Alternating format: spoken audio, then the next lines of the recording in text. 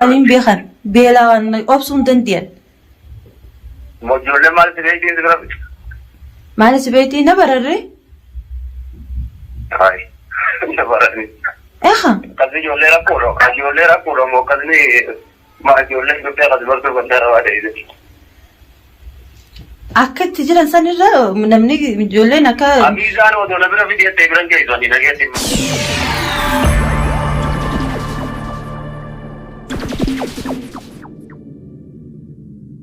Assalamualaikum warahmatullahi wabarakatuh. Kabajamtoota daawwattoota keenya jira jirtu isiniin jecha nageenya keenya kan jaalalaa kan onneerraa burqe lagaa fi gaara qaxxaamuree maatii chaanaala keenyaa hundi bira haa dhaqu. Assalamualaikum warahmatullahi wabarakatuh. Jira jirtu isin jecha daawwattoota keenyaa bika jirtan salaamtaan ta'e onneerraa hawwata sinaa geessu jecha.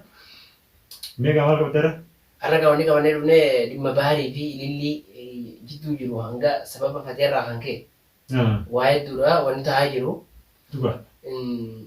Waan amma xiyyeeffannee wanti guyyaa irraa dubbachuu qabnu maali? Ilillii. Ilillii irraa. Dhugaadha. Ilillii waan isirra jiru. Mee maal godhuu qabdi jettaate kanarra dursitee osoo nan hin dubbanne dura. Dhugaadha. Ajandaa kana keessallee seenne halaaluu har'a garuu dirqamne irraa dubbatudha. Dirqama. Ijoollee sanii jecha. Ijoollee sanii jecha waan rabbi nu dandeessisirraa. Bira ni geessannee yaannagaa wanti nuti jennu suni ni agartee namni sirraa eegamu. Akkuma beekamu maatii san jechuudha. Osoo namni nu isiidha waan hin jenne. Sababni eenyu?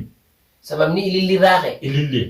Garuu maatiin kun ergaatii manaa baate dirqama waan ilmaan san barbaadu godhuufiin isin hanga haati manaa san deertee egaa dirqama haati manaa san mana deebisanitti isiin dirqama ililliin dirqama isiirraa eegamu. Bakka aadaa irra eenyu jira? Isiin. Ilillii jiraa jechuudha. Ilillii jira. Namni haadha manaa san manaa baase sababni eenyu? Duruu hojii jira jarree. Duruu nagaa hojii jiran adda facaane. Egaa. Sababa ilillii tana dhaabbadhu duraan illee dhaabbadhu jechuun ni turre. Amma dabrii sababa saniitiin ilmaan kophatti hafan. Dhugaadhaa bakka haadhaan bu'u. Hin bu'u. Abbaan manaa osoo waan filatee fi ilmaan. Ililliin ammoo maqaa isii kana guddisuudhaaf. Kan amma wanni dhaamsi guddaan ilillumaa fi baay'ee qaba. Maqaa isii guddisuuf ililliin ilmaan kana osoo namni ollaan hin dhageenye fatiyaan manaa deemtee osoo hin dhageenye eenyu dura dhagahame? Ilillii fi baarii dhagahame? Dura isaanidha. Isaantu dhagaha. Kanaafuu wanti ilillii irra jiru wanti ililliin godhuu qabdu maal akka ta'e dursinee beekuu qabna. Ililliin ogguma fatiyaan baate jechuu san dhageessu. Ilmaan walitti qabdee mana isii fiduu namni qabu eenyu? Isii. Ililliidhaa jechuudha. Gammaddee taa'u miti. Baaris.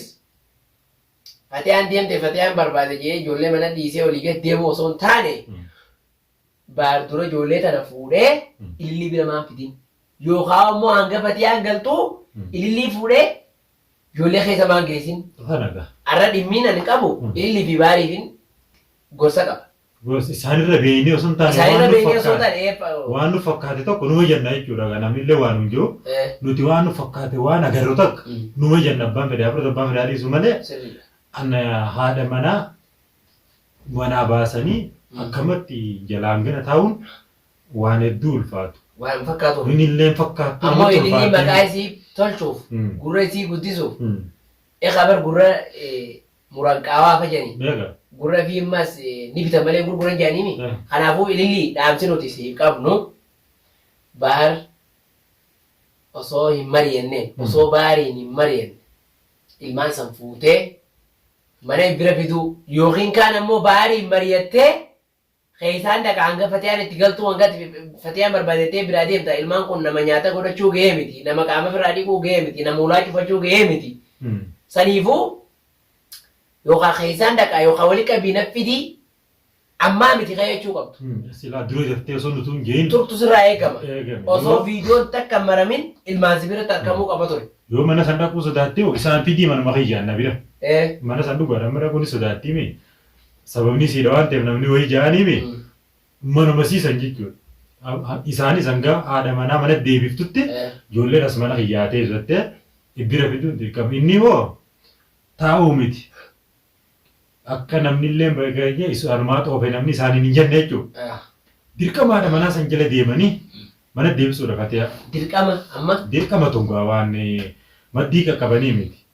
Saniifuu atilleen baay'ee Sofiyaan yaa'iin tun yooma sirraa kaate dhuga dhiirtii dur jirtii haadha manaa اتيداتي دور جرتي أنغا فريتي وموكم بروان إني الربع سيمدي أنا أفو بارمال قولوا كبا هتي أجل الديمو صنطاني يو إلين الما كان نبينا فيدي يكون الليبال إذا بيخه الما زولي كبير فيدو أتي سالة إذا سالة تبرا ديمتي الربع كهذا سجرا الما كان خنون زنجان على أركو جاء الديمو كبا ماله وصول الما منجراني وصول الما نكت جيراني بيني وصول الما والصورتاني بيني وصول الما نكت جيراني بيني هذا الما نجلس على ديساني انتو في خستاو ما جيجول انتو ربو الماني على أبيع إيجا أما اللي تون على اللي توباتو دلال الله ربي كمان فوداني يقال اللي كيسا يو خبر فودا المان اللي بيرفض mana اللي جيسو اللي ما ودي رايكمو دبدي تنجر اللي واسي رايكمو تبي بكسي يلا تون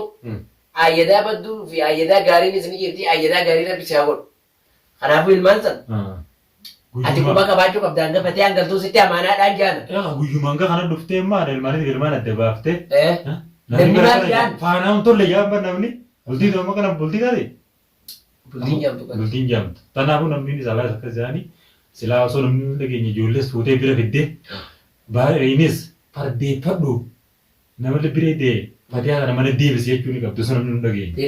Dirqama namni tun farreeftuu dha jaambara namni ilmaanii fi haadha adda baaftee Fatiha kana namni muni beeka gaa miskiina.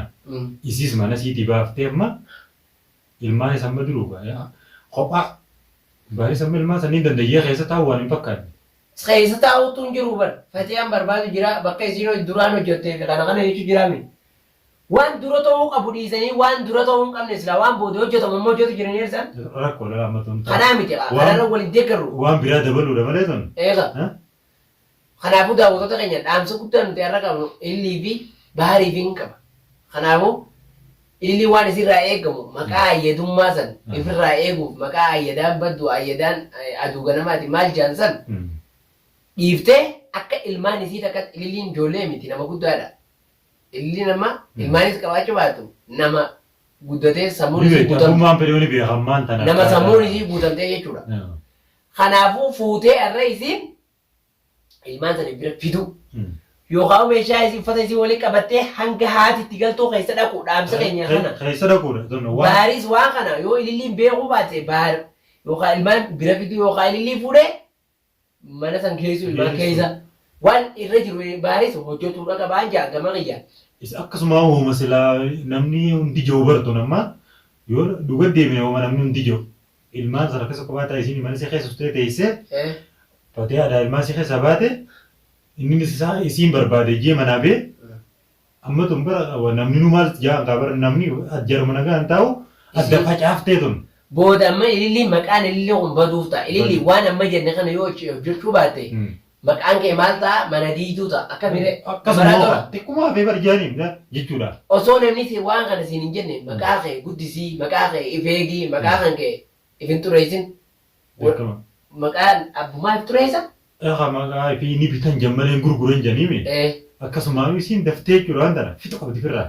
Ilmaan san daftee buutee bira fiddee isaanis fardeeffadhu isiin nurraa mana deebiseetteeni. Barbaadii jetteeni. Amma namummaa Fatiha mana deemu kana gammadee. Meeqaan tami? Akkasii amma nama akkasuma jaanii bara. Isa deemsisii kana gammadee jechuudha. Nagaanii fi gammachuun teessi jaan amma namni isiin dubbannee kana harkanii maatii isaanii akkanuma laaltee jechuudha mana keessatti kophaa. Namni amma tun isuma irra jira oomasiin irra jirtu numa gammadee fi tana isuma adda facaase jaan amma namni jira. Saniifuu daawwattoota keenya hanga viidiyoo biraatiin walitti deemanutti assalaamu alaikum warahmatullaahi wabarakaatu isiniin jeetiin. Dhaammanne nagaan nu tura. Takkaan dubbisu. Kanuma nagaa fichuu na yaamte. Kanuma takkaan dubbine. Namni dubbisu. Sabaan ayyaan dubbisu jirti naan jenne. Namni dubbisu telefoona wani jalaan kaas. Guyyaa duraa malee siinaan kaasa. Jalaan kaas guyyaa duraa malee. Dubbisutti hin jirtu ati. Dubbisu. Maaliin hin dubbisan? Taama isaan jirti hin jirti. Isaan jira ijoollee takii siin. Osoo bakka isiin jirtu beekaa nama manda. Nama keessa jirtu waan baddu. Ati immoo isiin takkaa siin bilbilee ayyaan ta'e. Naan bilbiltu ga'ee manuma kanaan jiraa mana nagartu. Mana kana jirta dhugaa. Waan dubbisutti hin jirtanii? Waliin dubbisu nama haafisi. Sabaan dubbisu jirti ayyaan. Sabaan jibtiree yoo feete maalitti waan sabaan jettu dhugaa seeta. Sabaan yoo ni jirti madrasaa dhufti saa isiin dhuftu. Sabaan kijiba beeti. Wayaa naasii. Haanaa fedhii kijiba beeka. Akkam jechuudha. Ati mata takkaa si jalaan qabne. Siiki jiba ana jalaan kaafte fatee akka banga bakka isin jirtu ijoollee deemee bichaa na dubbiste bara akka banga booni.